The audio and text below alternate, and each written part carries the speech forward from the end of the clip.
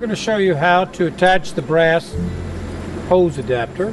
As you'll notice there's a washer on both sides. Make sure that they're there. Then when ready to insert it,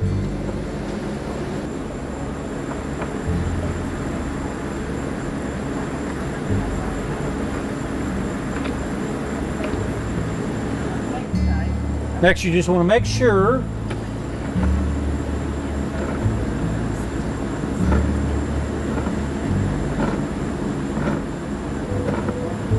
that you tighten it, keep any leak from happening. Decide to use a hose for your water source. All you do is take it, tighten it,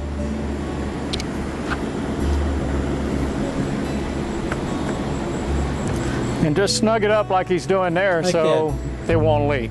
When you turn the water on, and it's very important when you turn the water on, don't turn it on full blast, especially if you have high pressure. Turn it on slowly, otherwise you'll jam your float inside the fan.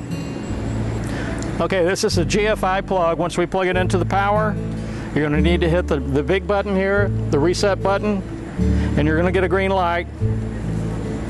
When you release it, you'll see the green light. That means you have power to the plug. Otherwise, the fan will not run if you do not have that green light. Now we're going to rotate the fan and show you the features of the front of the fan. Here's our water gauge. If you see blue, that shows, it's kind of like a gauge on your gas gauge on your car. If it's all blue, that means your tank is full in here. And white, if it's showing all white, is empty. This is how you manually fill up the tank. Just put your hose in here or a bucket of water, whatever you have. You can even put some ice in there and go ahead and fill it up and just watch your gauge. Now we have vertical louvers. They're manually adjusted for your comfort. You have your top part and your bottom part, and notice how you can just vertically move them up and down. And the top, you can move them up and down. So if you wanted to split the air, some going up and some going down, maybe you have your dog here, then you can definitely do that. Now, coming up to the top of the fan with your controls. You have your power switch for the fan itself. You got 3 positions on the 61. You got low, medium, and high. You also have your swing, which is basically your oscillator. There's an oscillating louver that's inside the fan here, and it'll move the air back and forth, which helps keep mosquitoes away, by the way. And you can turn that on or leave it off. It depends on your comfort, what you want.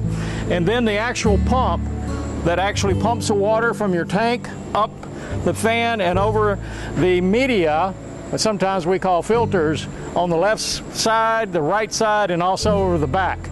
And that's where you get your cooling from. Now let's go ahead and turn the fan on.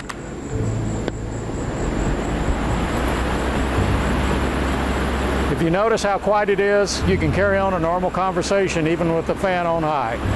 At this point, if you want to have the swing or the oscillation, you can go ahead and turn it on. It'll slowly oscillate back and forth.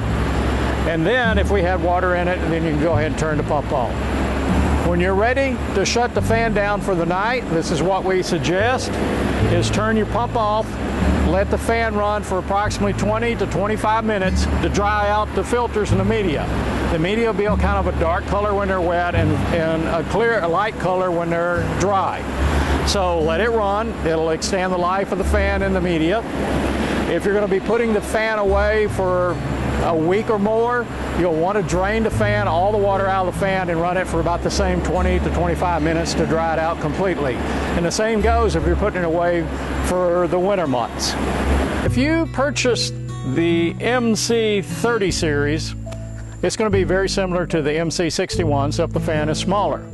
The unboxing and setup of the fan is going to be identical to the MC61. With each fan that you purchase, you're going to get an owner's manual. Pull it out of the bag and actually read it. It's got very good information about the fan, troubleshooting, issues that you may have, talking about the best way to use the fan.